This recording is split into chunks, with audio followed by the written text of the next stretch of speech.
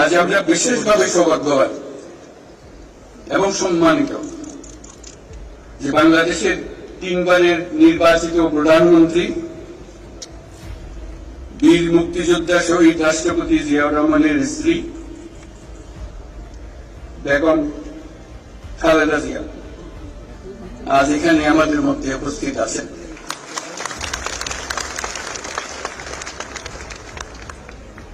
এক যুগ ধরে তিনি এই মহাসম্মেলনে অংশগ্রহণ করার সুযোগ পান নাই, আজকে সুযোগ পেয়েছেন। আমরা সবাই আনন্দিত এবং গর্বিত যে আমরা এই সুযোগ দিতে পেরেছি আপনাকে।